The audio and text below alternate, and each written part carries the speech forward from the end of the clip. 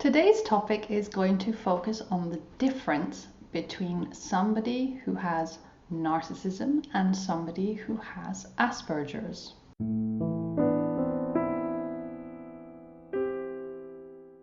Now, this is something that has come up a lot in conversations, and people have asked me questions about this. They've sent me emails asking me why they feel that their partner may have narcissistic traits. However, it doesn't seem like they are a narcissist. Now, it's good to be aware that both Asperger's and narcissism are on a spectrum. Now, of course, narcissism is a personality disorder that ranges from mild to severe. In the most severe cases, somebody will have sociopathic tendencies or antisocial personality. On the other hand, autism is also on a spectrum, but it is something that's caused neurologically. So it's a neurological developmental condition. People that have mild symptoms of autism were considered high functioning, so they were identified as having Asperger's syndrome. However, in the most recent Diagnostic and Statistical Manual of Mental Disorders, DSM-5, the label disappeared and it's now been replaced by autism spectrum. So scientists found out that people that have Asperger's or that have high functioning autism have dysfunctional mirror neurons, and this means that they have problems with the brain's social interaction system.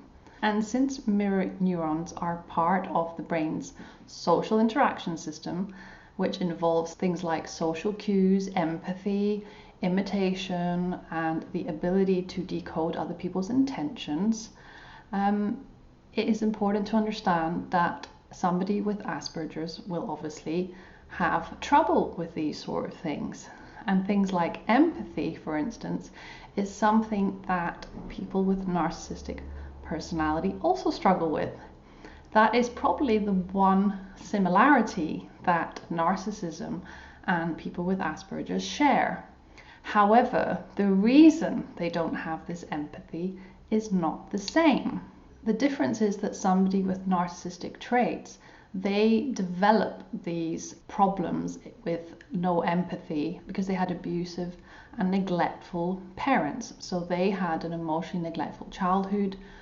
Their parents couldn't empathize, which in turn made them not be able to empathize. And basically in childhood, where there has been emotional abuse and neglect, there are underutilized mirror neurons, which leads to dysfunctional mirror neurons in adulthood, and is what we see in those who have narcissistic personality disorder.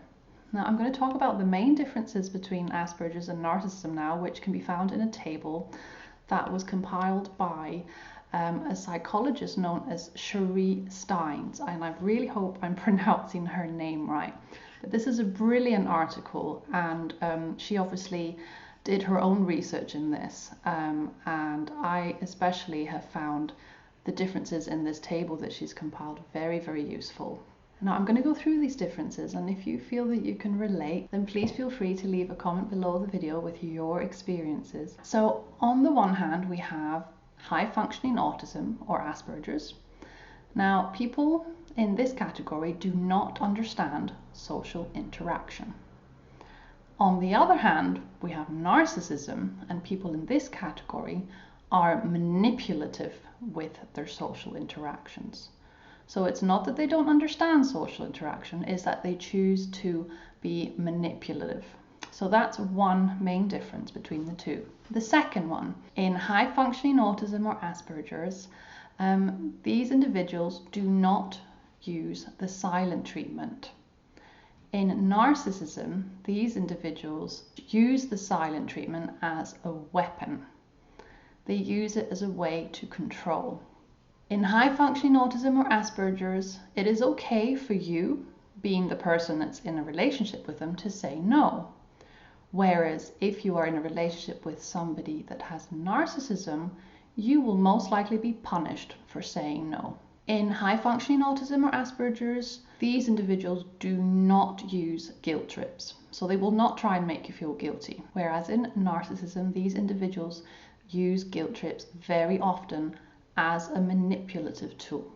In high functioning autism, people in this category do not feel sorry for themselves. They do not envy other people. Whereas those that have narcissism do this a lot.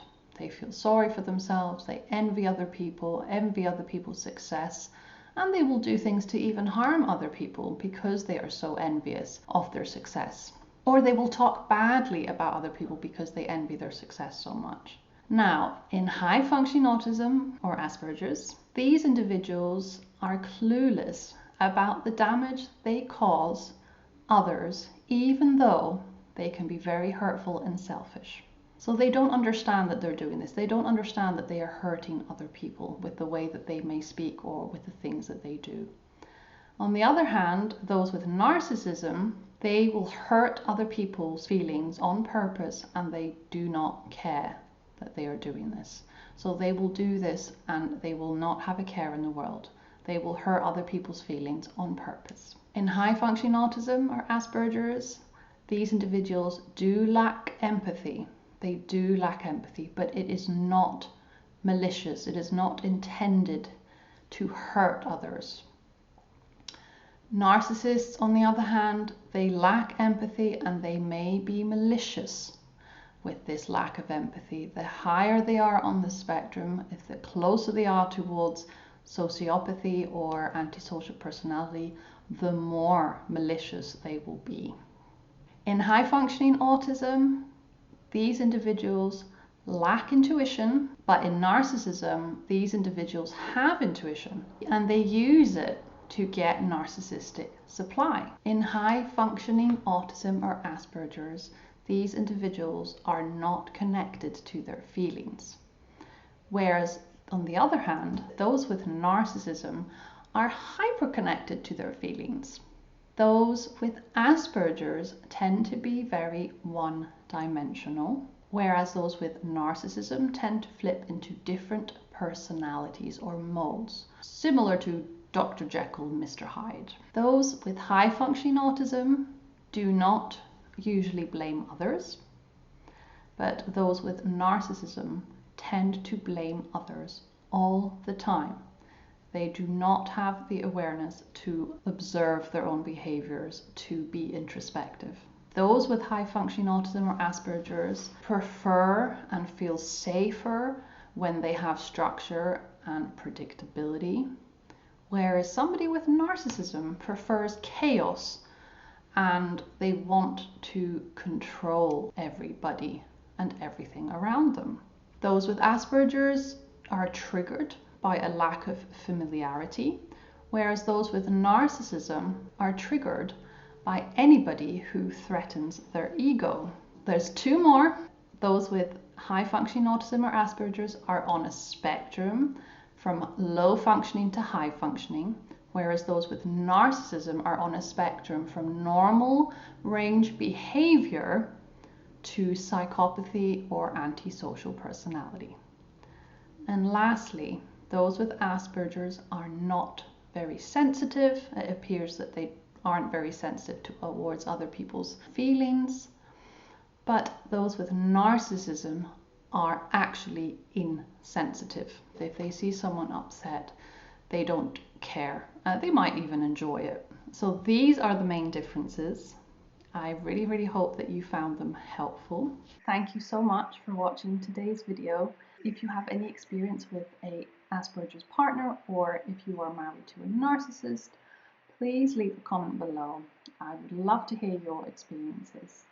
And if there is another topic you would like me to do a video, then please feel free to send in your questions to my email, courageisallyouneed@gmail.com. Thank you for watching today's video, everybody, and I will see you very soon.